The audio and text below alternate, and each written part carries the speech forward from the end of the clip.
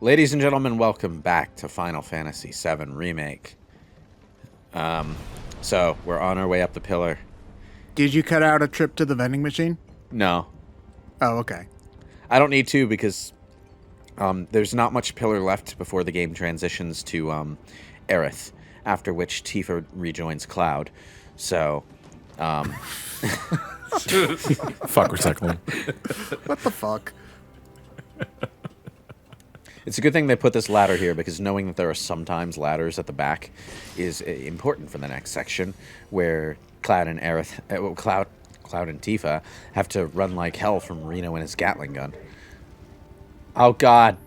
When I first saw this guy, I was like, hallelujah, they brought back Final Fantasy VII's most ridiculous enemy. The helitroopers that kung fu you with their helicopter arms are here, and they are exactly as stupid as they always were.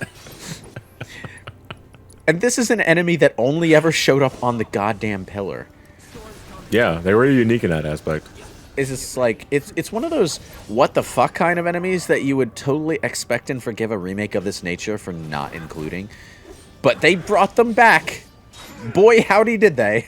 They brought back the house. They of course had to bring these guys back. I'm waiting. It's why everyone's waiting for Triceratops. I can't wait. Oh god damn it!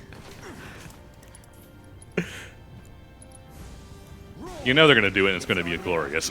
When did you fight them in the original game? Once you got out into the overworld. Tank Ceratos was as early as Gungaga.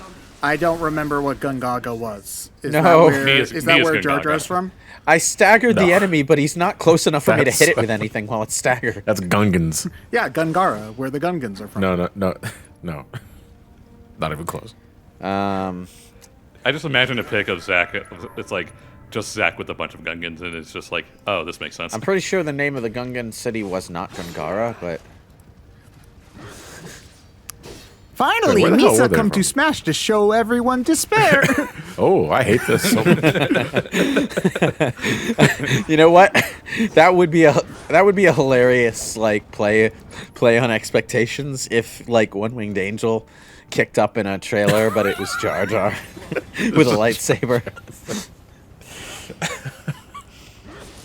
Like, I know Jar Jar is one of those characters that was like redeemed in some aspect because of Clone Wars. No. But I have. Oh no. Okay, never mind. Jar Jar does have episodes dedicated to him in Clone Wars, but he is exactly the same asshole idiot that he was in the prequels. So,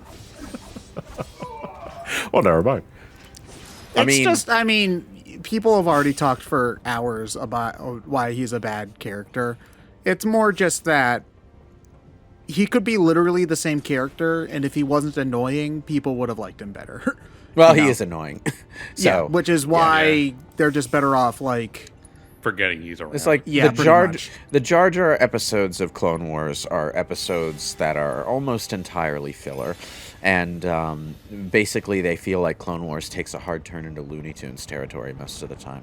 Only it's not good Looney Tunes; it's diet Looney Tunes. So, yeah.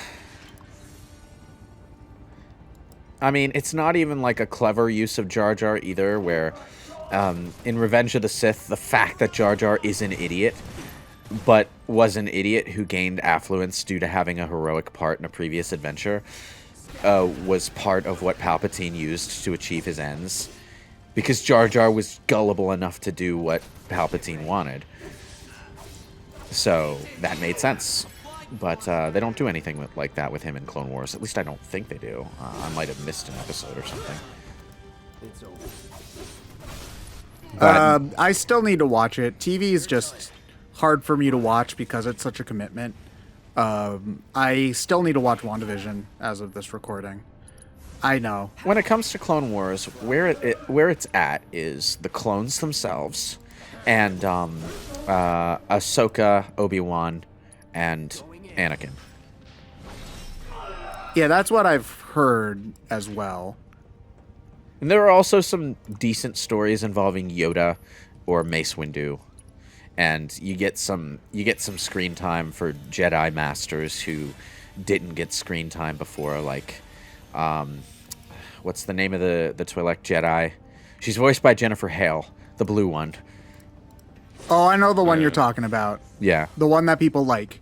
Yeah. She's cool. So Shakti is always good whenever she's involved in something. Shakti sounds like some sort of edgy sports drink. Shakti is a Jedi Master of the same species as Ahsoka, the Togruta, I think. But she's older and obviously a master. Then there's also Master Luminara. Luminara is good. I enjoy the stories involving her. Luminara also sounds like a Final Fantasy spell, because you got Luminaire, Luminara, and then Luminaga. Yeah. I don't know what species Luminara is, but apparently she was memorable enough to get a voiced line in Rise of Skywalker, so... Okay, so here's a question, and the answer is probably Shinra's assholes and they don't care. When they blow up the pillar, all of their soldiers die underneath the pillar, right? Well, Yes. presumably they have time to get the hell out of Dodge. The entire point of the Hello Troopers, they can just fly out of the way. Yeah, but the plate's, like, huge, right? Wouldn't you have to go several miles away in order to... Well, there was a If they're countdown running the sequence. operation with any kind of organization, then the soldiers who are in on the plan know exactly at what stage to retreat and how much time that would take. I think the grunt foot soldiers down below, like the ones who are blocking the gate and stopping people from evacuating, are not in the know. So...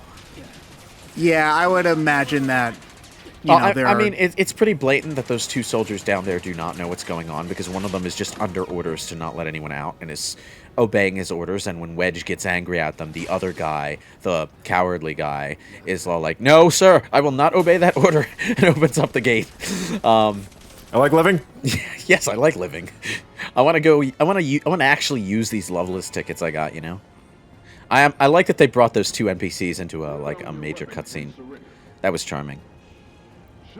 And like one of the first NPCs that you can talk to in the Sector 7 slums after the first bombing mission are these two Shinra guards. One of them is like really strict, and the other's a bit of an idiot. It's like Punch and Judy, only they're soldiers.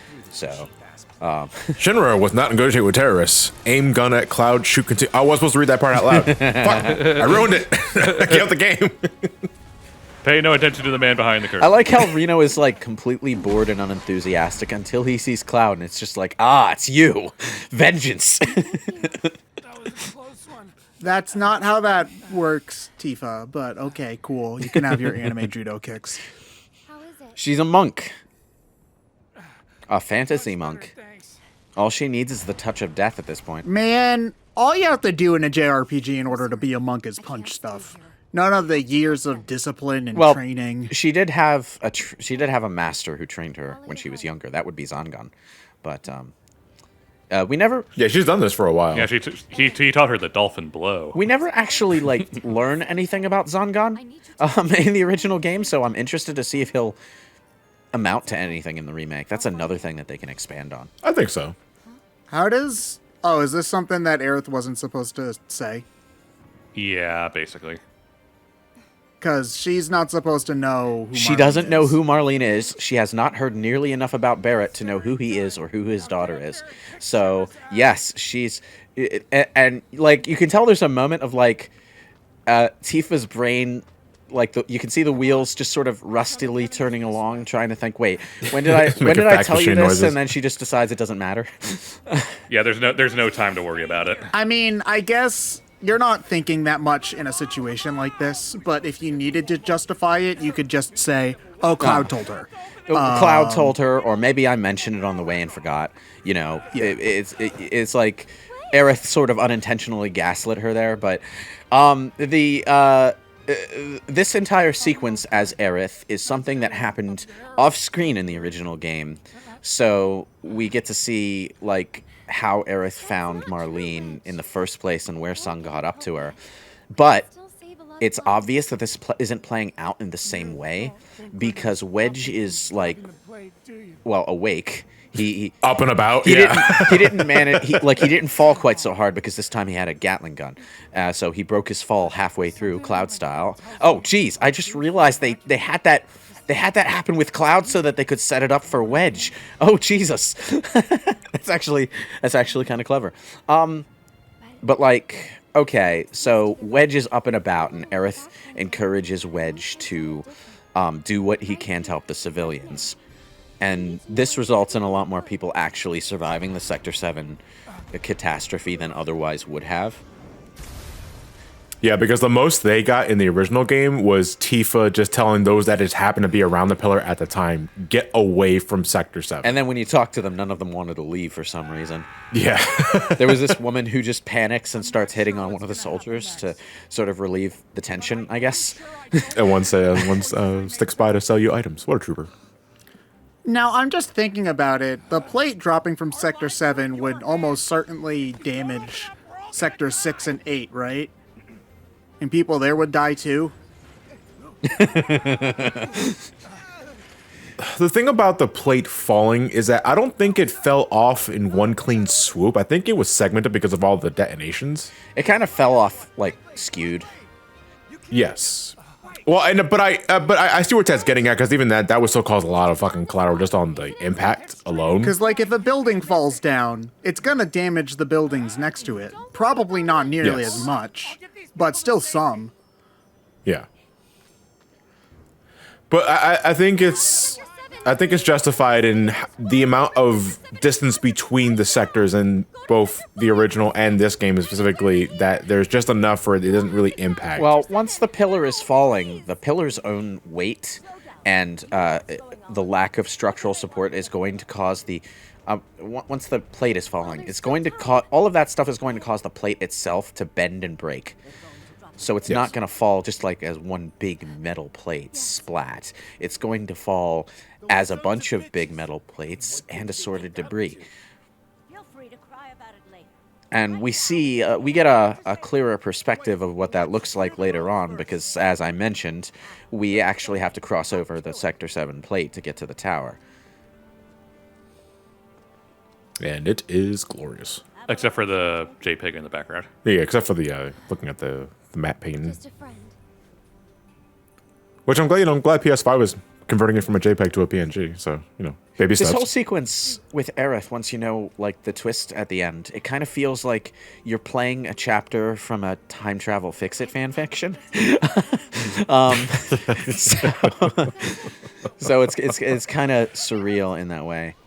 It's also just kind of awkward because if you can tell Aerith wants to fix things, but knows she has to also kind of play along to make sure things don't get too out of hand, and she's clearly trying to find that balance. She tries to do anything overt, and the whispers will get all up in her face. Yeah.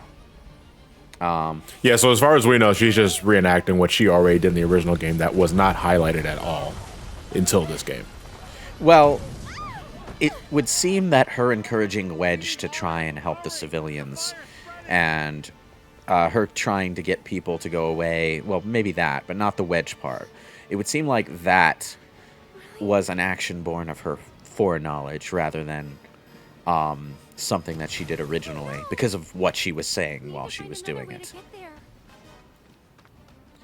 But it's really weird. I can't wait until the second part so that, like, we can hopefully have this conversation with Aerith that, like, explains what the fuck is going on with her, because, like, how much does she really know? I take it she knows almost, if not the same amount that Sephiroth does. It's like, okay, like, one of the most common ways to kick off a time travel fix-it fanfiction is, like, at the moment a character dies, they wind up waking up in their younger body. With like knowledge of what happened before. So, like, maybe she got stabbed in the back by Sephiroth, woke up as a child, and has been living with that her whole life. Who knows? Well, I don't think it's that, because she describes, a lot of the background stuff with her seems to be the same. I think it's more once Cloud enters the scene with like the very start of the game that she starts having these kind of visions. I don't think it was at that point because It's slightly earlier, but it wasn't a common thing for her until relatively recently. I know one of the theories is that in the scene where she's looking into the Mako pipe at the beginning, Yeah, I was about to bring that up might be myself. when she acquired the knowledge, but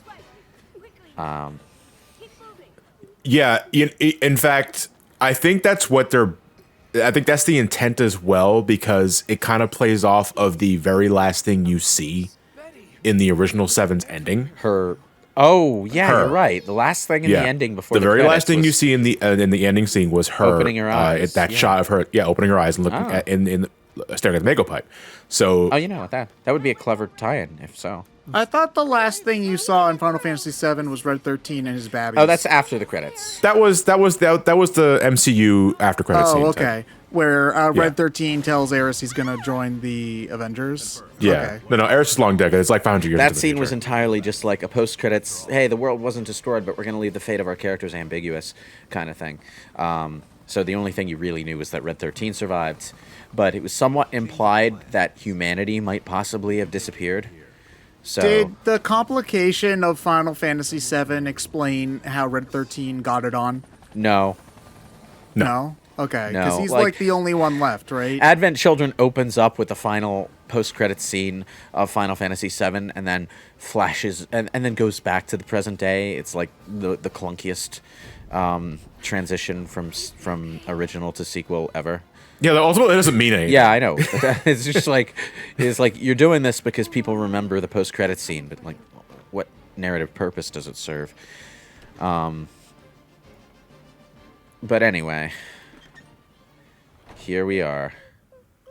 Volcano bombs. That sounds like an. I was hoping she was in the secret underground base. Like, finally, I get to ride the pinball table. That would be fun. Yeah, I wish we had gotten to see that at least once. I don't think Marlene is tall enough to operate the pinball machine, though. You can get a stool. I do like that her dress is dirty. Of Tifa's. Oh God, she's doing anime girl poses to try and cheer the little girl up. No, Aerith, you were doing so well. Don't mess it up now. Daddy too? You mean Barrett? But you know, Let's see what's on the menu. I'll have some of the unintelligible. if you had any doubt up until this point that something was up with Aerith, this is the scene That's why I came to that find you. makes sure you know something is up with Aerith. Said, take care of Marlene. She didn't say that. You said that. You sort of presumed she was going to say it, and she just agreed with you. Isn't safe now. I'm gonna take you somewhere safer. Also, absolutely no one mentioned Barrett beforehand to her. Did no one mention Barrett? Because I'm trying to remember, like, if they mentioned his name offhand. I know I don't no one think they explained did. that Barrett had a daughter. Yeah. They probably brought it up at some point, I think. I think they might have even brought it up when Tifa was in the backseat of the carriage. Yeah, possibly. I know it's hard. So, while Aerith is hugging Marlene here Remember, and being all nice and motherly, you can build a new home together. something Anywhere. odd happens. This is not the last time it is going to happen. But, Natural child reaction to this. yeah. Notice how the tears were not there before the cut and then appeared after the cut, because animating tears is hard. It is. And then I can see the future. Oh! Eris has migraines too. Or did she use her time? Yeah, she does this. she does this one other time during the game because the party's initial meeting with Red 13 is so different than it was in the original. And Red 13 sees them as a possible threat at that point. She winds up having to do this with Red as well to avoid complications. Wait, so she basically just made her like her, basically. Not quite. She showed that she basically used her cetra power thingies along with her, forbearance to kind of like give her memories of the past timeline in a sense. Yeah, to show that you can trust me. The way Red explains it later on, it seems like she doesn't really give them concrete memories so much as an awareness that these people are familiar. Yeah. So Marlene now knows I have relations with this girl. That's in that's the a future. very bad way to phrase that. Okay. Well, you know what I mean. You know what I'm getting at. Having relations is not. I'm going to be friends with this flower lady. Let's put it yes. that. Okay. So. And then I'm going to commit fascism next to some other child. Maybe not. Also, I kind of hate what Machina Bridge did to Tseng because he has very little screen time in the original game. So I kind of just use it because Machina Bridge happened before this game. I kind of just default to using the Machina Bridge voice for Tseng. What's his voice like? Very pompous and very over the top. Okay. Like before you say another word. It's kind of like that. What I like about Tseng here is that even though we only see him for like a couple of scenes in Remake, his face and voice are very well delivered so that you get an idea of what kind of personality he has, which is not something I can say for any of Tseng's previous appearances. So I remember how Navid Children came out and everyone was like, wait, Tseng's alive? So in the original cut of Advent Children, you didn't even yeah. get a clear look at him. Like, you thought saw that his none card. of the Turks died, because the last time you see them's in the Wutai side quest. No, last time you see them is the second raid of Midgar. The last time you see Tseng specifically is in the Temple of the Ancients, where he's been injured by Sephiroth. And presumed dead. And presumed dead, yes. Like, Elena has a line that suggests she thinks you did whatever was done to him, but there's no like concrete line of dialogue that confirms that he has survived or died. He just sort of vanishes from the story. Maybe I'm misremembering, but I remember there's a thing in Wutai where they're just kind of like but chilling that's just Reno and Rude and Elena. Okay. Yeah, that's the optional Wutai side quest. Yeah. Where they're like kind of bros for a half a minute. And then I don't remember ever seeing them after that, though. Yeah. No, you encounter them in the second raid of Midgar. The second raid of Midgar And, and the yeah, train just tracks, two. you do encounter them. It's a mandatory Yeah. encounter, but an optional boss fight. Because you can just talk to them and tell them, this isn't really worth it. Let's just not do this. And they're like, yeah, okay. It's it's kind of like one of the most defining moments of their character, actually, where they just decide it's not worth fighting you because, like, we're not getting paid enough. Shinra's about to die. Like, I'm pretty sure our next paycheck is gonna bounce, so let's bounce too. Let's biggity bounce out of here.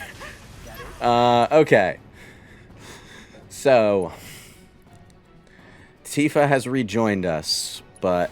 Yep, last little bit before we join up with Barrett and fight the Turks. Mm-hmm. Cloud, what did you get me at the vending machine? It's interesting that Tifa initially stays down with Wedge, because that did not happen in the original game either.